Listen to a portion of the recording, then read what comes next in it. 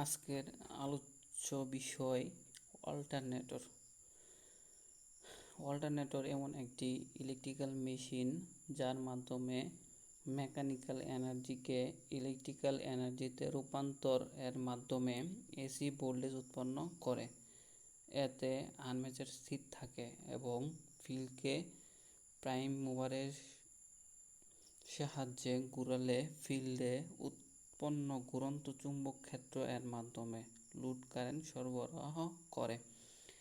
একে এসি জেনারেটরও বলা হয়ে থাকে।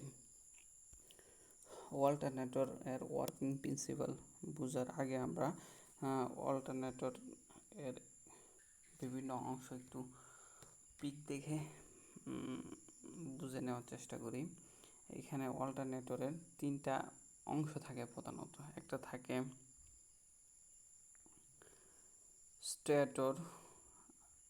স্টেটর, এই যে এই অংশটা হচ্ছে স্টেটর।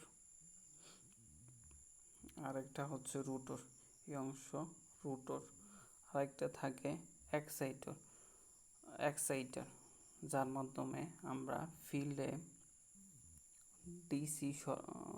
ডিসি পাওয়ার সরবরাহ দেই। তো আমরা এখন অল্টারনেটরের ওয়ার্কিং প্রিন্সিপালটা একটু বোঝার চেষ্টা করি। অল্টারনেটরের ওয়ার্কিং প্রিন্সিপাল।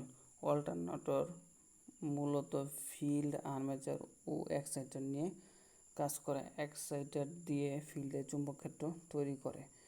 যখন ফিল্ডকে ঘোরানো হয় তখন চুম্বকক্ষেত্র আর্মেচার কোরের উপস্থিত পরিবাহী সমূহকে কর্তন করে এবং ফ্যারাডের ইলেকট্রোম্যাগনেটিক ইন্ডাকশন নীতি অনুযায়ী পরিবাহীর মধ্যে এসি ইএমএফ উৎপন্ন হয়।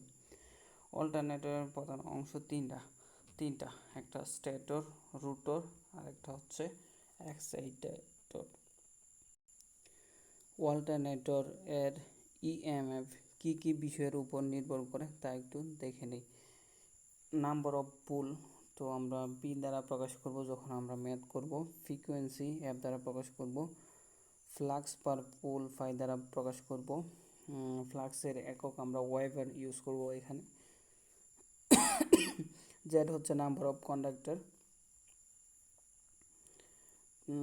টি হচ্ছে নাম্বার অফ টার্নস, অ্যান্ড হচ্ছে আরপিএম,